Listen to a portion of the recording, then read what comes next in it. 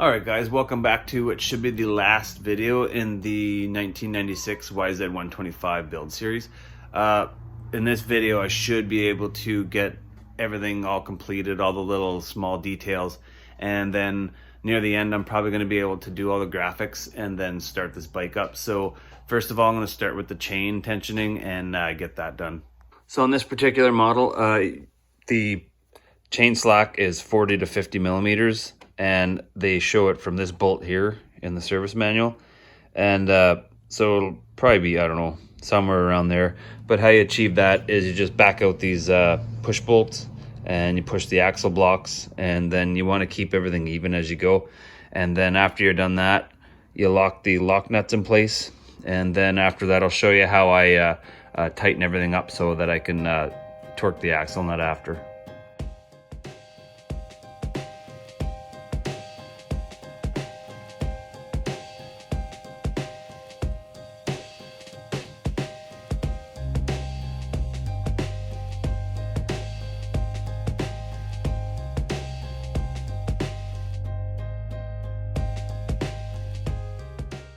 All right, so I'm right where I want to be here. I got the slack set to about 45 millimeters right here. And I went back and forth from in between the arm, the back of the arm here, and the push block, or the axle block. And so I measured there, got about 19.6 millimeters. And you do that same on the other side. So you got about 19.656.1 of a millimeter isn't going to hurt anything, but you just want to make sure your wheel's tracking true. So you want the same amount of gap on either side.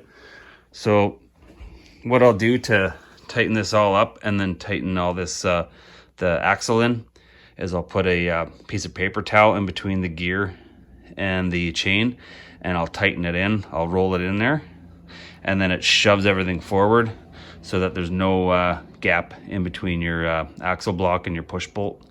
And then after that, you can go ahead and tighten everything in.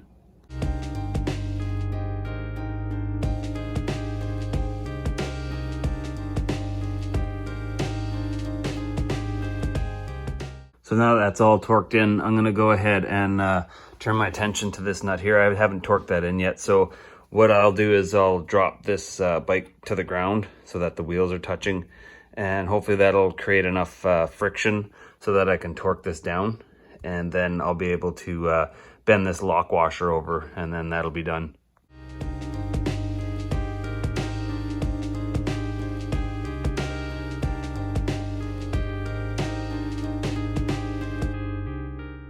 All right, so I got this sprocket nut all torqued in. I had a little bit of trouble getting the wheel to stop spinning even though it was on the ground. So all I did is got on the other side of the bike and held the brake down while I torqued it. So that was easy enough to do. And then I got the washer pounded on here. So that's not gonna go anywhere. So now I'll probably move on to the next thing. So I got the seat on the bench here, guys. I went ahead and just did this seat off camera just because it's a lot easier for me just to do it off camera. I don't really have any like set way of doing this. I kind of just wrestle these things on, and I watch, you know, a few videos here and there just to get some ideas, but the main thing is just keep everything straight and everything tight. That's all. Just, you don't want any creases or anything like that.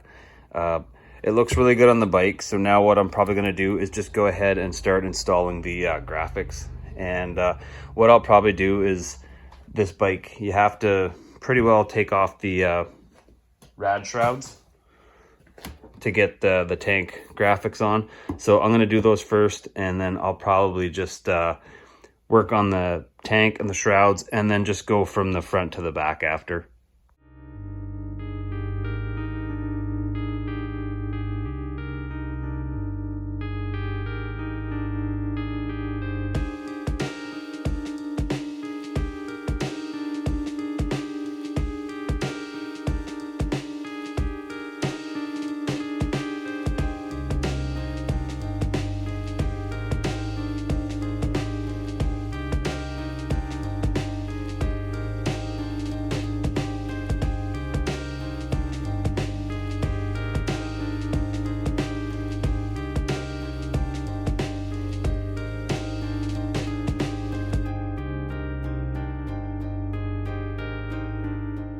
Okay guys, so I'll pause the time lapse here just for a second, just so I can kind of give you a preview of how this is going to look here. This is turning out really good so far, and I forgot to mention the company name is Studio Graphs that I ordered from. I'll put a link in the description where you can get these guys' graphics kits. One thing I do like about what these guys do is they perforate their fuel tank graphics, because sometimes these fuel tanks will leak gases right out of the side of the tank, and you'll get bubbles, but they perforate it to hopefully prevent that. But other than that, if you guys don't see me using a heat gun, it's because when I'm done all the graphics, I'll go over it after with a heat gun and just make sure everything's good here, nice and stuck on. So other than that, I'm going to time lapse the rest of the graphics install, and then we'll do the big reveal after that. Perfect.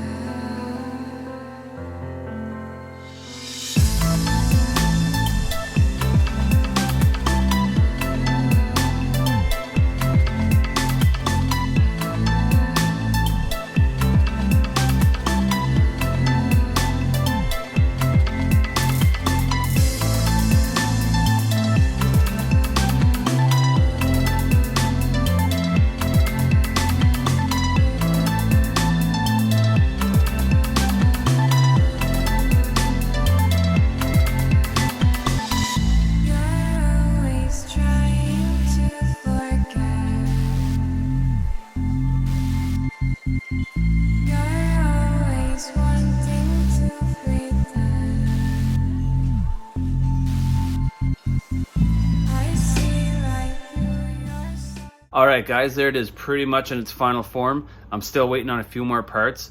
If you guys noticed, put down in the comment section which parts are missing off this. It's a couple of subtle little parts, so if you guys get it right, I'll definitely let you know. So But now I'm gonna go ahead and fill up the rest of the fluids. I put the engine oil in just because I had to walk it over to where I was taking the pictures. So I wanted to make sure there was oil on all the gears and everything while I walked the bike. So I'll do the coolant and then put some gas in it, and let's see if this thing will fire up.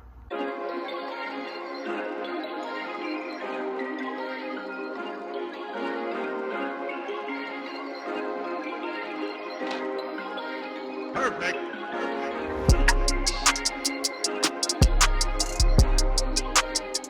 Okay, so I got the coolant all topped up now, and I got a little bit of fuel in the tank. I went ahead and pulled this off and drained some into a cup just to flush it out a little bit, because this valve was super clogged and the fuel tank was incredibly dirty. So I flushed it out the best I could. So now I'm going to go ahead and open the valve, and you should see some nice red fuel going in there. I always use red fuel just so I know if it's mixed. So there it goes in there. And there it is. Now it's all full. Let's see if she starts. All right, guys, so I got the choke on here now. So I don't know when the last time this thing ran was, but hopefully we can get it running today.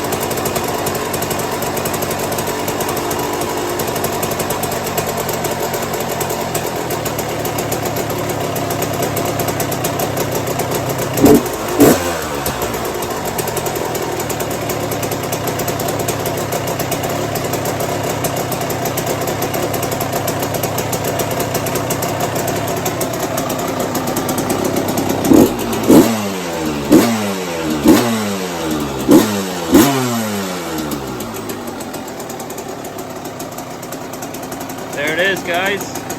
Probably been a long time since this thing's been running, but it seems to be okay. Definitely going to need to tweak it a little bit, but that is awesome that it's running right now.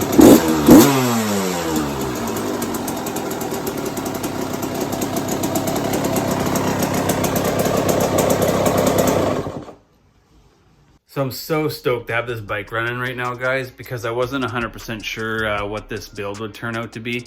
It turned out a lot better than I thought it would be for the age of the bike, how hard the parts were to find and stuff like that. But I have a few things to tweak on it, but other than that, I'm pretty happy with the way the bike turned out. So if you guys want to see more builds like this and you're new to the channel, make sure you hit the subscribe button and hit the notifications bell. Hit the like button if you like this video. And of course, thanks for watching, and now I'm gonna leave you guys a little bit of raw two-stroke sound.